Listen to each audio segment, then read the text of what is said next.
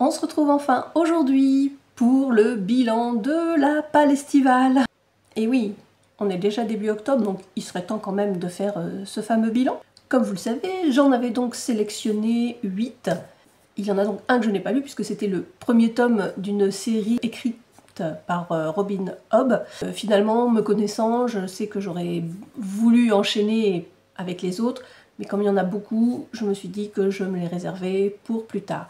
Sachant que, entre-temps, j'ai eu des livres en service presse que j'ai lus également, ce qui fait que j'ai lu un tout petit peu plus de livres que ce qui était prévu, sachant que j'ai débordé donc sur septembre, puisque pour la falaise de la Repentie, j'ai enchaîné directement avec Les Disparus de la Salpêtrière, donc qui est le tome 2, et voilà. Comme vous pouvez donc le supposer, c'est que j'ai tellement été embarquée par le premier tome que voilà, il était juste impensable que je ne connaisse pas le fin mot de l'histoire, et donc enchaîner avec le second tome. Pour ce qui est du premier livre, donc, il s'agit de Jules Verne contre Nemo de Cécile Guis, que j'ai reçu en service presse, donc, et que je me suis empressée de lire dès que je l'ai reçu, puisque le sujet me plaisait énormément. Donc forcément, dès que je l'ai reçu, voilà, quand c'est comme ça, j'ai du mal à attendre. Je vais vous lire la 4e de couverture. Je ne sais pas si je vais revenir sur tous les livres que j'ai lus, puisque j'en ai parlé déjà donc, dans ma vidéo sur ma Palestivale. Je mettrai le lien en barre d'infos. Mais pour le coup, sur les livres dont je ne vous avais pas parlé, je vais m'attarder donc un petit peu plus. Donc là, il s'agit de Jules Verne contre Nemo, Amiens 1882. Une ombre rôde la nuit dans les rues de la capitale picarde et les meurtres s'enchaînent. Provocateur et sans limite, l'assassin signe ses crimes odieux du nom de Nemo, le célèbre personnage de 20 000 lieues sous les mers dans les lettres qu'il envoie à la presse. Jules Verne va devoir, bien malgré lui, se lancer à sa poursuite, avec l'aide du nouveau commissaire de la brigade criminelle et d'un mystérieux journaliste. Tous deux fraîchement débarqués de Paris. Le drôle de trio ne reculera devant rien et exploitera au mieux les compétences de chacun pour élucider cette affaire et tenter d'arrêter Nemo, un des premiers tueurs en série de l'histoire. Jules Verne, comme vous ne l'avez jamais lu. Et donc ce livre a obtenu le prix Nord-Seur 2024. J'ai beaucoup aimé ce livre qui m'a beaucoup fait sourire. Si, je vous assure, malgré les meurtres un peu sordides, je l'avoue. Mais il faut dire que Jules Verne fait magnifiquement travailler ses petites cellules grises. Et je suis sûre que s'il avait été de la même époque, une association avec ce cher Hercule Poirot aurait été des plus explosives. Alors, quelle verve, quelle intelligence de la part de cet auteur d'avoir semé de ci, de là des faits réels, notamment liés à l'histoire de Jules Verne. Mais attention, tout le reste est purement fictif. Il ne s'agit pas là d'une biographie de Jules Verne, mais bien d'un roman policier. Jamais je ne me suis ennuyée et je n'avais qu'une hâte, connaître le fin mot de l'histoire. Alors, dois-je ajouter que je suis admirative de l'œuvre de Jules Verne, puisque je possède plusieurs de ses romans et c'est évidemment ce qui m'a donné très envie de lire ce livre. Je vous le recommande vivement et pour ma part, j'ai vraiment hâte de lire la suite puisqu'elle en a écrit un autre dont le titre cette fois-ci est Jules Verne et le gentleman cambrioleur. Encore un autre clin d'œil à un autre personnage également célèbre, vous l'aurez tous compris. Je remercie donc les éditions Mon Poche pour leur confiance et l'envoi de ce livre. Le deuxième livre reçu en service presse est donc celui de Virginie Grimaldi, Plus grand que le ciel. C'est également, donc, comme je vous le disais, un service presse envoyé par le livre de poche, que je remercie également. Alors, si comme moi vous aimez les écrits de Virginie Grimaldi, c'est un livre qui va également vous emporter. Je vais vous lire la 4e de couverture pour vous donner une idée du sujet. Elsa et Vincent se croisent chaque mercredi dans la salle d'attente de leur psychiatre. Elle est écorchée et mordante, il est rêveur et intranquille. Elle est conseillère funéraire, il est romancier. Elle vient de perdre son père, il cache sa plus grande blessure. Elle est en retard, il est en avance. Ils ont pourtant rendez-vous. Beaucoup d'humour dans ce livre et beaucoup d'émotions. J'ai adoré suivre les deux personnages de ce livre, Elsa et Vincent, donc tous deux écorchés vifs, qui se croisent chaque semaine dans la salle d'attente de leur psychiatre. Elle vient de perdre son père et n'arrive pas à s'en remettre. Pourtant, elle est conseillère financière et donc en contact avec des personnes dans sa situation. Oui, mais voilà, rien n'est si simple quand on est touché soi-même. Lui est écrivain, mais on ne découvre que très tard dans le livre son propre fardeau. Évidemment, leur rencontre va faire des étincelles. Et ce sera pour nous l'occasion de rire franchement au rythme de leurs échanges, un rien sarcastique. Et c'est bien là tout le talent de Virginie Grimaldi. Réussir à nous faire rire sur un sujet aussi triste, qui nous touche tous à un moment donné de notre vie. Et puis c'est l'occasion pour Virginie Grimaldi de faire passer gentiment quelques messages et idées reçues sur ce métier d'écrivain dit populaire. En fait, là où j'ai pleuré, mais alors à chaudes larmes, c'est à la fin, après l'histoire. Car Virginie Grimaldi écrit quelques mots qui m'ont bouleversée. Un livre qui fait vraiment du bien, assurément. Et je vous le recommande vivement. Je remercie donc encore une fois le livre de poche pour ce service presse. Le troisième livre que j'ai reçu en service presse et qui était même en avant-première pour moi, puisqu'il sortait le 14 août et que moi je l'ai eu début août. Il m'a gentiment été envoyé par les éditions de Boré, que je remercie du fond du cœur. Ce livre m'a permis de découvrir la plume de Claire Destriot que je ne connaissais pas, et je vais de ce pas vous lire la 4e de couverture pour vous donner une idée donc de l'histoire du livre. Ils étaient 5 amis qui, le temps d'un été, se sont liés à jamais. Adolescents, ils ont tout partagé, des premières libertés et amitiés sincères aux amours contrariés. Trentenaires, ils vont tout évoquer, de l'insouciance perdue et des liens brisés aux sentiments inavoués. Des retrouvailles comme un écho à leurs 16 ans ou une convocation des fantômes du passé. Ils étaient 5 amis, Morgane, Virgile, Max, Chloé et Rebecca. Lorsque le livre commence, donc, on fait la connaissance de Morgane, une trentenaire qui vient de perdre son mari, quelque temps auparavant. Alors qu'elle peine à retrouver le goût de vivre, elle reçoit un jour un message qui semble venir du passé. Il faut qu'on se parle. Ça, c'était le message. Ce mail la bouleverse car il la ramène à un épisode de son adolescence qu'elle avait tenté désespérément d'enfouir au fin fond de sa mémoire. Et alors que ses parents lui déconseillent fortement, elle décide de répondre à ce mail.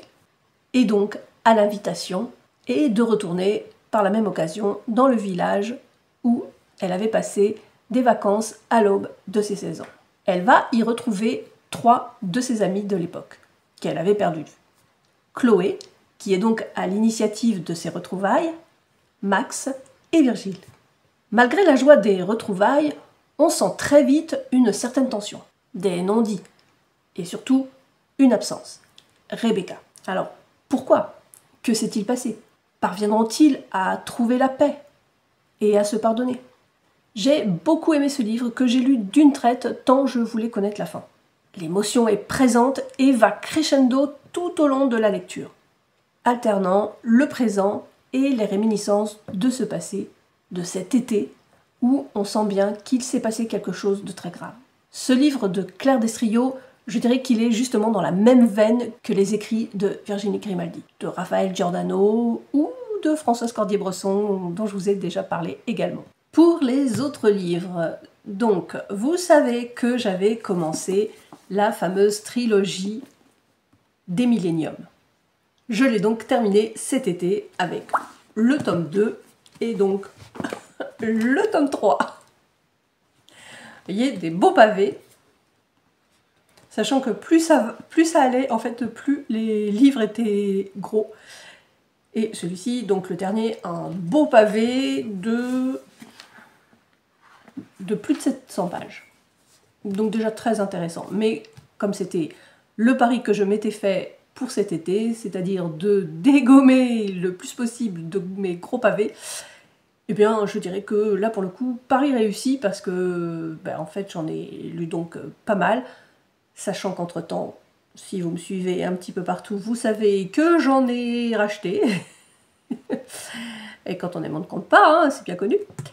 Donc, revenons à Millennium. Alors, s'il y en a encore parmi vous qui ne connaissent pas cette fameuse trilogie de Millennium, sachez que nous retrouvons 3 personnages principaux, à savoir Michael Blomkvist. J'avoue, j'ai beaucoup de mal à prononcer le nom de ce personnage. Il y a ensuite Lisbeth Salander et enfin Erika, qui est complice également de Michael. Je vous ai déjà lu le résumé donc, du premier tome. J'ai lu le deuxième, je ne vais pas vous en parler puisque ça spoilerait en fait le premier tome. Enfin sa fin, vous avez compris. Pour le troisième, je ne vais pas vous lire non plus la 4e de couverture. Toutefois, je peux vous dire, malgré tout, que nous retrouvons dans ce livre tous les ingrédients qui nous ont fait adorer les autres récits. Suspense, enquête, approche psychologique des personnages ultra poussée. Bref, tout ce que j'aime et qui ont fait que j'ai adoré cette trilogie. Et j'avoue, il m'a fallu bien 2 jours avant de pouvoir me remettre à lire. Et oui, j'avais tellement envie de rester avec mes personnages qu'en fait, si je ne m'étais pas retenue, j'aurais juste eu envie de tout relire. Mais bon, faut pas exagérer non plus. Du coup, en refermant ce 3e tome, c'est comme je disais, c'est comme si je disais adieu à des personnages, à mes personnages chouchous, et j'avais vraiment pas envie de ça justement. J'avais envie de rester avec eux. En fait, c'était devenu comme des amis. Oui, si, des amis, même fictifs, mais amis quand même. En même temps, il faut dire qu'on a partagé de sacrés moments ensemble, hein, donc des moments compliqués et tellement de tourments vécus. Alors, comme je vous l'ai dit, je sais bien que d'autres livres ont été écrits par d'autres auteurs et ça ne m'intéressait pas. Sachant que donc Stieg Larsson était décédé donc brutalement, donc des suites d'une crise cardiaque. En fait, il n'a même pas connu le succès de son vivant, puisqu'en fait, les livres sont sortis juste après sa mort. Alors, je ne sais pas si vous le savez, mais au départ, Stieg Larsson avait prévu d'en écrire 10. Donc, voilà pourquoi peut-être on se dit que en fait on aurait pu continuer comme ça à suivre ces personnages encore pendant quelques temps. Après, bon, c'est une trilogie, c'est très bien. À un moment donné, il faut passer à autre chose et découvrir d'autres auteurs, ce que j'ai fait. Je vais vous rappeler donc maintenant le titre des autres livres que j'avais sélectionnés et que j'ai lus. Il y avait donc le fameux Franck Tillier 1991, qui n'est pas le premier livre qu'il a écrit avec Charcot, mais celui qu'il a écrit, alors je crois que c'était pendant le confinement justement, et qui relate en fait les débuts de l'inspecteur Charcot, donc en tant qu'enquêteur. Alors, c'est un livre que j'ai bien aimé, qui est quand même assez sombre, hein, il faut le dire aussi. Par contre, est-ce que je vous conseillerais de le lire avant de lire les autres, ou finalement de les lire vraiment dans la chronologie de l'écriture? Eh bien, je dirais justement oui. Je pense qu'il vaut mieux le lire dans l'ordre de la chronologie d'écriture. Moi, on m'avait conseillé de lire celui-ci donc avant les autres, et au final, je ne sais pas, il y a quelque chose qui m'a manqué peut-être. De fait, sur Babelio, donc, qui est le site sur lequel je vais pour me faire une idée des lectures que j'ai envie de faire, puisque on retrouve les notes moyennes du livre, on retrouve les avis des lecteurs, et c'est très intéressant. Et globalement, en fait, finalement, on ne conseillait pas forcément de lire celui-ci en premier, puisque, a priori, bien en dessous de ce qu'il écrit par ailleurs. Donc voilà, après, bon, chacun fait ce qu'il veut. C'est vrai que, bon, là, du coup, j'ai l'entrée en matière donc, de Charcot.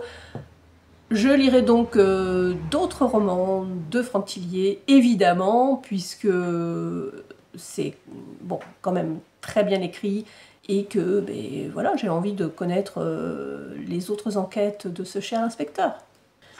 Je vous avais également parlé de ce livre, donc l'affaire Clara Miller d'Olivier Bal, donc le livre qui finalement m'a fait découvrir cet auteur et qui m'a été offert par ma petite sœur, que je remercie encore au passage. Donc je vous ai lu normalement, si je me souviens bien, la 4e de couverture dans ma vidéo, donc Palestival. J'ai fortement aimé. J'ai adoré l'histoire, j'ai adoré la façon dont tous les personnages étaient amenés, l'enquête, tout. Et donc, eh bien voilà, je vous l'annonce officiellement, je vais lire d'autres livres d'Olivier Bal. Alors pas tout de suite, hein, puisque j'en ai vraiment beaucoup à lire là, désormais j'ai une palle, comment dire, très intéressante. Donc ça serait bien que je fasse un petit break au niveau des achats dans l'immédiat. Mais clairement, c'est un auteur que j'ai adoré découvrir, donc encore merci ma petite sœur. J'ai également donc lu ce gros pavé. Il a ouais, un pavé de presque 800 pages. Donc ce cher Bernard Minier, donc avec le 2e tome du Commandant Servaz. J'y ai retrouvé donc les mêmes ingrédients que ben, le 1er tome, donc qui était glacé. Et je suis absolument ravie d'avoir acheté donc ben, les autres tomes, puisque ben, j'ai qu'une hâte, hein, c'est de me plonger dedans. Alors oui, je sais, j'ai beaucoup de hâte à lire beaucoup de choses. Mais bon, ben voilà, chaque chose en son temps. Ceci dit, je sais que ben, puisque je les ai, je vais pouvoir les lire, et ça c'est génial, parce que vraiment, mais alors cet auteur, mais waouh, quelle découverte quoi. Franchement, j'ai adoré. Je retrouve tout ce que j'aime donc dans les polars et voilà. Franchement, c'est une écriture que j'adore et que je recommande. Si vous ne connaissez pas encore Bernard Minier, n'hésitez pas. Commencez par contre comme moi par Glacé. Après, enfin je vous dis ça, évidemment vous faites ce que vous voulez, mais c'est vrai que bah, en général c'est quand même mieux de commencer une série par le 1er tome, même si bah, chaque enquête peut être lue de façon séparée, mais il y a toujours un fil rouge, à savoir bah, les personnages, leur vie, ce qui leur arrive, et là pour le coup ce livre est directement lié au 1er tome, donc enfin au 1er livre écrit par Bernard Minier avec le commandant Servaz, donc à savoir Glacé. Et ben, je ne vais pas vous dire pourquoi, hein, puisque je vous laisserai découvrir par vous-même. Comme je vous ai dit, normalement je vous ai fait donc un résumé déjà de ce livre, du moins je vous ai déjà lu la 4e de couverture dans une autre vidéo, donc je ne vais pas le refaire. Juste je vous redis que j'ai adoré et je confirme que j'adore Bernard Minier. Une autre belle découverte, donc c'était La Compagnie des Menteurs de Karen Maitland. Ici on est en 1348, donc au moment de la peste. Il a été catalogué de thriller historique et je pense que c'est le terme adéquat. Une histoire que j'ai adoré, à tel point que j'ai enchaîné, non, je n'ai pas enchaîné, mais j'ai acheté les 2 autres livres qu'elle a écrits sur des thèmes un peu similaires, donc qui se passent donc dans des temps très lointains, mais donc sur fond historique, et alors ça j'adore, quoi, quand on mélange l'histoire à un bon thriller, ouais, des enquêtes, vraiment il y a tous les ingrédients qui font que, ben voilà, j'ai adoré ce livre. Je pense également que je vous en avais fait le résumé, donc voilà, si vous voulez en savoir plus, dites-moi en commentaire, et dans ces cas-là, je pourrais peut-être en reparler dans une autre vidéo. Mais bon, voilà, dans l'immédiat, il me semble que c'est déjà fait, donc je ne veux pas non plus faire des redites qui ne serviraient à rien. Donc voilà, sachez que vraiment, j'ai adoré. Et que je vous conseille également si jamais vous aimez donc les livres mêlant histoire, enquête, ouais, vraiment très intéressant.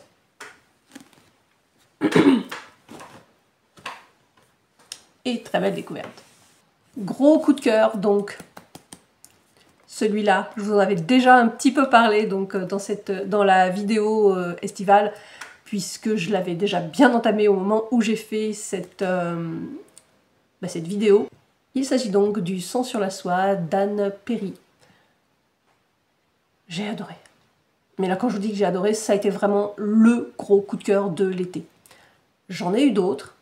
Donc, le livre dont je vous ai parlé avant, donc, de Karen Maitland, c'était pratiquement un coup de cœur.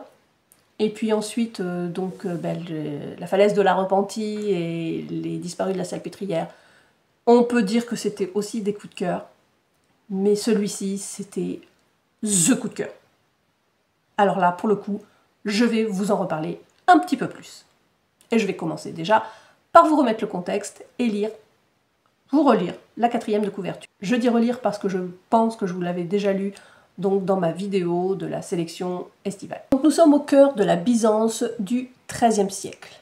Les destins se construisent entre complot, pouvoir et trahison. Décimé par le sac de 1204, pillé, incendié, Constantinople, la perle de l'Empire orthodoxe, tente de renaître de ses cendres. C'est dans cette ville exsangue et crépusculaire que la jeune Anna Zarides, travestie en eunuque, tente de s'établir comme médecin. Son but ? Obtenir des informations pour prouver l'innocence de son frère accusé de meurtre. Elle croisera sur sa route la dangereuse et magnifique Zoé Chrysaphès, prête à tout pour redonner à la cité impériale sa splendeur perdue. Mais derrière les doux reflets de la soie, passion et ambition se mêlent dans le sang. Comme je vous le disais, ce livre m'a embarqué et je l'ai terminé, mais alors complètement en larmes. On est ici donc dans une véritable épopée dans laquelle on suit Anna, donc, qui devra se travestir en eunuque pour pouvoir circuler dans les hautes sphères de l'État. Parce que certes, elle est médecin et donc elle pourrait donc exercer en tant que femme, mais là, l'intérêt pour elle, c'est de vraiment accéder aux plus hautes sphères donc, de l'État, ce qui lui serait absolument interdit, donc si elle était femme, mais en tant que eunuque, les portes, là, pour le coup, lui sont ouvertes. Et puis surtout, donc, elle veut comprendre ce qui est arrivé donc, à son frère, et comprendre les événements qui l'ont conduit à se faire accuser de meurtre. Parce que elle, ce qu'elle veut, évidemment, c'est prouver son innocence. Nous sommes donc au XIIIe siècle et Constantinople, qui a vécu l'horreur en 1204, tente de se reconstruire tant bien que mal. Mais là, chacun garde des blessures de ce carnage, parce que c'est vraiment le terme qu'il faut employer. Entre complot et trahison, chaque personnage se révèle ainsi à nous, avec ses contradictions, ses peurs, ses doutes, ses ambitions. Des êtres terriblement humains, finalement, avec tout ce que cela implique. Une véritable épopée où personne ne s'en indemne. Bien sûr, comme on suit Anna, alias Anastasius, sur plusieurs années, il y a eu des moments où j'ai eu un petit peu de mal à m'y retrouver avec tous les personnages annexes, puisque certains venaient, repartaient, puis revenaient quelques années plus tard, et donc quelques chapitres plus tard. Mais bon, réellement, ça ne m'a pas vraiment gênée au final, puisqu'on finit par s'y retrouver, et puis surtout, l'important, c'est de suivre la trame principale. Et là, mon Dieu, waouh! Comme je vous le disais, en fait, j'ai tourné la dernière page, mais j'étais, alors, complètement en larmes. Et en fait, je n'avais qu'une envie, c'est de le relire. Parce que, pareil, en fait, je me disais, ah oui, effectivement. Donc, en fait, à partir du moment où on a le fin mot de l'histoire, on revoit certains événements d'un autre œil. Et en général, quand je termine un livre en ayant juste envie de le relire, c'est ce qui me fait dire que, c'est un coup de cœur. Voilà, tout simplement. Et puis surtout, c'était tellement dur de leur dire au revoir. Donc vraiment, si je n'avais qu'un mot à vous dire, c'est lisez-le. Alors après, bon, effectivement, faut aimer les pavés, parce que je crois que c'était le plus gros que j'ai lu. Ah non, il en avait à peine 800. Donc ça va, en vrai. Et bien voilà, je vais donc clôturer cette vidéo. J'étais très heureuse de vous revoir, ça faisait longtemps que je n'avais pas fait de vraie vidéo, donc comme ça, j'espère qu'elle vous plaira. Je vous aurai donné des idées de lecture, peut-être en avez-vous lu certains également. Dites-moi en commentaire. D'ailleurs, n'hésitez pas à laisser un petit pouce bleu, à vous abonner si ce n'est déjà fait, et donc à nous rejoindre en commentaire. Tout ça, ce sont des bons signaux que vous envoyez à l'algorithme de YouTube. C'est gratuit pour vous et pour nous, c'est très important puisque en fait, ça soutient notre travail. Voilà, je vous remercie, je vous fais des gros bisous et je vous souhaite une bonne semaine.